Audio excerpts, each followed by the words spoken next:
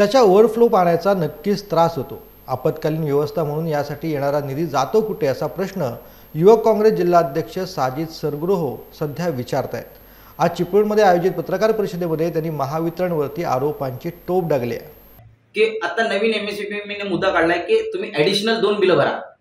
डिपॉझिटच्या रूपरेषा अंतर्गत तुम्ही ॲडिशनल 2 बिलं भरा। बिलासोबत त्यांनी ते पाठवून दिले की तुम्ही ते भरल्यानंतरच पुढची तुम्हाला लाईन दिली जाईल किंवा तुमचे मीटर कनेक्शन काढून ठेवून जातील।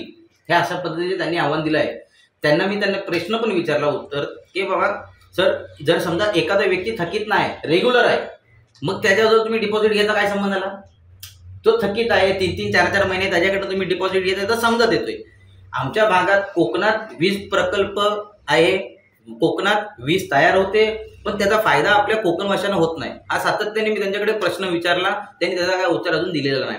दुसरा, आता पावसाळा येतोय, कोयन्याचं पाणी कोकणासाठी तुम्ही सोडाल, त्याचा दुष्परिणाम कोकणांना होणार, तिथल्या राहणाऱ्या लोकांना नुकसान होणार। मग आपत्कालीन वेळी जे पैसे येतात ते करता का तुम्ही?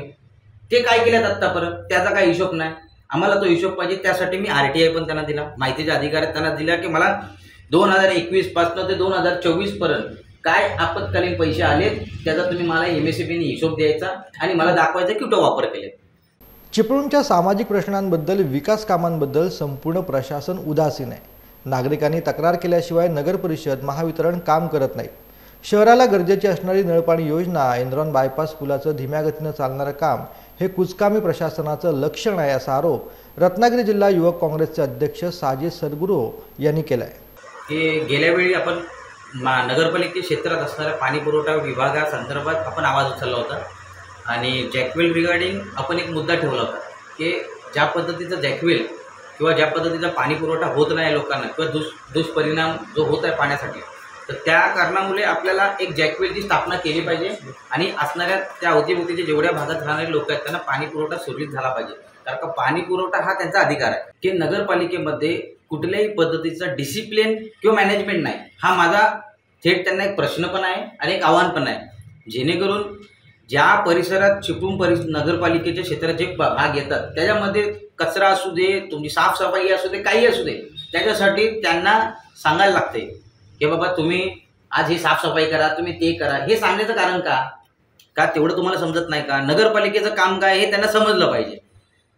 असणारे PWDचे अधिकारी मेन रामशी साहेब ह्यांची हलगर्जीपणेमुळे आम्हाला हा त्रास सहन करावा लागतोय। आणि जर काय ह्या पावसाळ्यात हा ब्रिज पूर्ण झाला नाही आणि जर समजा 2021 सारख्या जुलैच्या महिन्यात जो आलेला फ्लड आहे त्याला जर आम्हाला सामोरे जायला लागलं तर त्याचे जबाबदार हे रामशी साहेब असतील, PWDचे अधिकारी असतील। कारण का एकही फोन उचलत नाही आणि एकही रिप्लाय देत नाही, हे त्यांची हलगर्जीपणामुळे होतोय, हे आम्हाला समजत येते। गेल्या वर्षी पिंपळी येथे 2 विद्यार्थी बुडून मरण पावले। त्यांच्या कुटुंबियांना नुकसान भरपाई देण्याचा शब्द आमदार शेखर निकम यांनी दिला होता।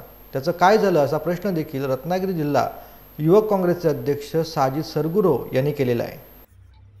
असणारे आपले स्थानिक आमदार शेखरजी निकम साहेब 9 जुलै 2023 रोजी शिरगाव येथे फ्लडमध्ये अपघातात, म्हणजे फ्लड बोलण्यापेक्षा पोहता 2 पोरं अपघातात मयत झाली। आता जी पोरं अपघातात गेली त्याच्यावरती राजकारण करणं हे योग्य नाही।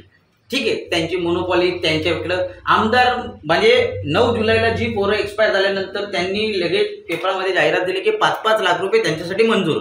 आता पुढच्या या 9 जुलैपर्यंत 1 वर्ष होईल पण अद्यापही 1 रुपया भेटलेला नाही। माझं काय म्हणणं आहे, सर शेखर निकम आमदार म्हणून व्यक्ती चांगली आहेत, पण ज्या पद्धतीचे कार्यसम्राट बोललं जातो त्याच्या नावावरती आम्हाला वाटतं फक्त आश्वासन आहे। जर बघायला जावाल तुम्ही तर नगरपालिके क्षेत्रात नाही आहे, बस स्टँड मध्ये लोक उन्हातानात उभे राहतात, पावसात उभे राहतात, मग ते काय तुमचं काम नाही का? भाजी मंडळी सोडून लोक रस्त्यावर बसतायत, ते काम आमदाराचं नाही का? मी त्यांना आरोप नाही करत आहे, माणूस म्हणून व्यक्ती चांगला आहे, पण काम मला दिसत नाही। 2 पोरं मयत झाली आहेत, त्याच्यावरती तुम्ही राजकारण करताय, त्यांना 1 रुपया नाही भेटलाय, मग कशाला तुम्ही पेपरात जाहिरात द्यायची? तुम्ही देऊ नका ना जाहिरात, पहिले द्या आणि नंतर जाहिरात द्या।